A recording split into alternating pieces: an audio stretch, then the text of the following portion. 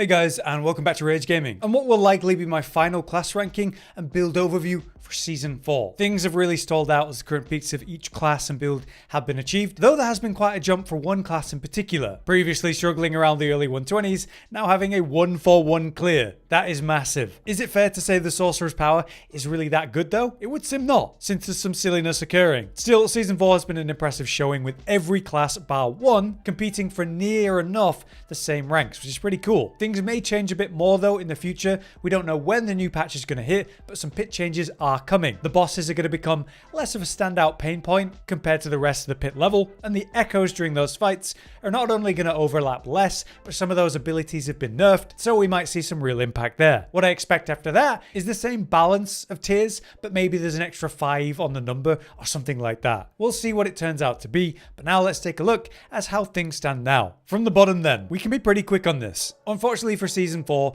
it would appear Druid is secure in its last place. Currently, as I make this video, the best clear was a tier 121 using the wind shear build, though its second best build, the Tornado Werewolf, isn't far behind with a 117. For the last few weeks, the Druid has been trying to push past that rough 115 marker, never making it too much further than that, seemingly capping out at 121. Does that mean the class is bad?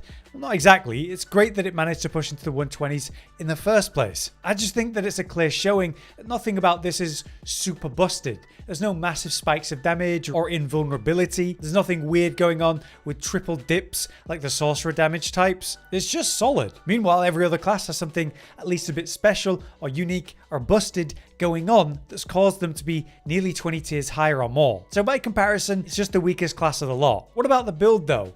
Is wind shear build the best option? I think no for this as well. It depends though. Do you specifically want to push pits? Then yes, it definitely is. Wind shear is a relatively ranged playstyle, played from medium to even long range if you need to. The concept lets you kite packs or especially play from far away against a boss to avoid mechanics. It can also be quite tanky. You can swap to bear form when you need to, passing by a group of enemies or stacking them up. You fire off these machine gun style wind blasts, chunking through health bars while you pull enemies and packs back and back, kiting and maintaining distance. So it's a very specific playstyle, created to handle the specific challenges of the pit. However, Werewolf Tornado isn't that far behind, 4 tiers lower, and instead you'll get a more well-rounded build that's also much faster. I think it's better then for your average player to use a build that clears everything easily and effectively. In this, you're able to zoom around, go more survival when needed, kill packs while you're moving on to the next one. So for things like leveling glyphs, farming Helltide, killing bosses, and even up to tiers 80 to 100 in pit, it's going to be incredible, which is going to be more than you need for your average player. Pushing pits higher is just for fun. Once you're over 61, it's more about making the process efficient to farm the materials for masterworking. So I still think the Tornado Werewolf is the best option for your average player. But if you really want to push pits as far as you can, well then I would say wind shear instead. Still, it's worth trying either of these builds because they play quite differently, and that's nice to see and fun to do. But that brings us to 4th place, where we certainly have Rogue, with a current best clear of a tier 134 using the very awesome Heartseeker build. This is essentially the same concept we talked about before though, so I'll be quick. Heartseeker Rogue is all about the basic attack, Heartseeker, instead of a usual core. You push as many levels into that as possible and achieve outrageously high attack speed to spam these attacks out. They proc and spread, dealing damage around the target, which leaves all the room in the build to pick up, say, utility. There's movement options through dash and shadow step, the classic evasive tools, and options like smoke bomb and caltrops as both defensive tools, but also enhance your damage more. There's an incredible amount of CC here through straight freezing targets, dazing or knocking them down, the hard stuns that stop incoming damage. Weave in the simple undying aspect though, and you're getting 2% health back every skill you use. Since you're sending countless Heartseekers back to back, you're getting a massive amount of healing through that. We see Mippy here pressing into packs of enemies of a tier 134, trading blows and even out healing the damage before building up the CC that holds down the pack completely. The boss fight though, it still took over 6 full minutes of careful gameplay with under a minute left on the clock. So even with perfect gameplay, the height of this build is definitely being shown now. We might see maybe 1 or 2 higher tiers until that patch comes through and changes things. So we'll see how that goes, but I do think Rogue is doing really well. Next though, at 3rd, we have the big topic of the video, Sorcerer, and its incredible 20 plus tiers that it's jumped up since last time. Technically right now as I make this, a tier 141 has been cleared, so it's a higher clear than Barbarian. Still, I've got it at third. That's because while the top build is producing these results, Josh and other sorcerers are pretty aware that they're getting away with something silly here rather than true power of the build. There's a great post on the Reddit by the user Lurkin17 who wanted to highlight how specifically this build is getting more value than it should. The Firebolt Shatter is about dealing burning damage to frozen targets. When the targets get low via firebolts, these frozen targets are then smashed with fireballs instead. So you've got burning damage over time, that burning damage being converted to direct damage, and when these targets die while frozen, they then explode for 25% of the damage dealt. A double or triple dip occurs here though, where the multipliers apply to the burning damage, the direct damage, and the shatter damage, all at once. Instead of applying to one instance, it's applying to multiple. That's skyrocketing the damage potential beyond what seems logical, and so I don't think it's likely to stay this way past Season 4. The reality of Sorcerer builds before all this silliness was around tier 120 clears, so it's jumped up over 20 tiers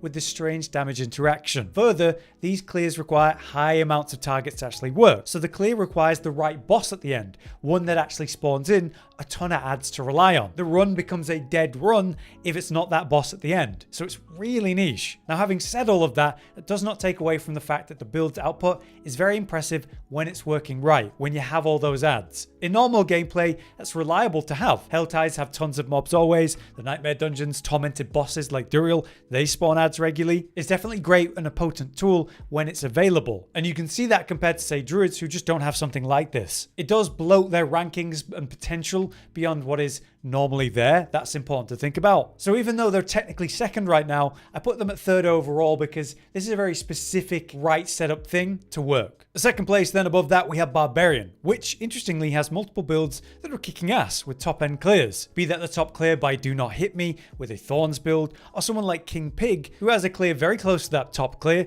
using a Flayer setup, which is just cool to see. The fact that the Barbs have multiple top tier options for top end builds, that's great. It shows how strong they truly are, without relying on something like Holy Bolt's bug with minions, or Sorcerers with their triple damage dip. Barbs are inherently just strong, even if their best clears are technically behind the Necromancer and Sorcerer. If you take away those weird bugs, Barb would probably be number one. But can I really suggest the Thorns build as their best build, just because the best clear is slightly higher than something like the Flayer? The idea behind the Thorns build is to generate a ton of Thorns, so you're reflecting a lot of damage. Then you've got great AoE through, say, the needle flare aspect. You still spread some bleeds around to get the hefty DR from that. You make yourself a living wall that deals and reflects as much damage as possible. But in your normal, general gameplay, is that really best? Well, it could be. We're talking about incredibly high tiers of pits, where the player is going toe-to-toe with everything thrown at it. While the rest of us desperately avoid echo mechanics because they're going to instantly kill us, the Barbarian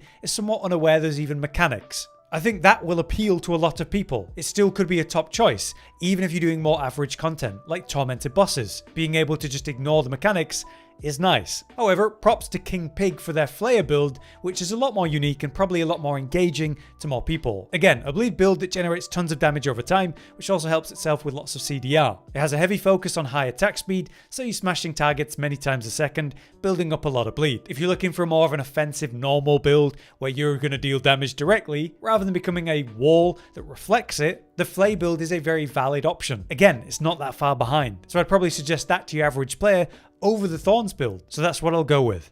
Lastly though, that does bring us to the obvious top choice that achieved a tier 142 clear even a while ago in pit clear terms. While everyone else was pushing, say, 130s, the Necromancer was up at 142. However, again, this is due to a seemingly unintended bug with the Holy Bolt's elixir combined with minions. The more companions you have, the more bolts proc off of them, and you seem to be able to store an insane amount of damage in those procs. It's pushing the Golem Necromancer beyond the reality of its power. When we look at this footage, you're seeing a Golem Necromancer without Holy Bolts as part of the Max Roll challenge. It's an impressive 127 clear, which goes to show just how far the output will drop without that bug involved. But bugged or not, it's in the game, and the clear is the clear. Necromancer still holds the highest one, so for now, it's the highest top class overall. It can hit the biggest numbers in one burst too, so it's still dominating the boss killing. But I'd say we all know that pretty well by this point. The Golem build has been discussed to death, even by me. So those are my rankings.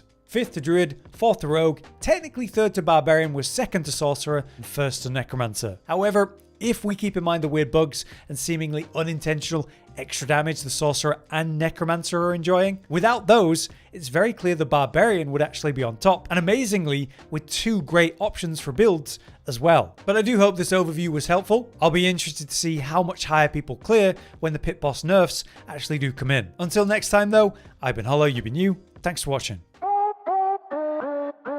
Josh, Cotton, and Hollow with the videos, dropping the humor like a hammer on your tippy toes, bringing entertainment on a daily arrangement to take our insanity and turn it into entertainment. Yes, I said entertainment twice, to reiterate that it is nice to look into your faces on a mostly daily basis when you let us in your homes to make the whole world a stage. Goodbye.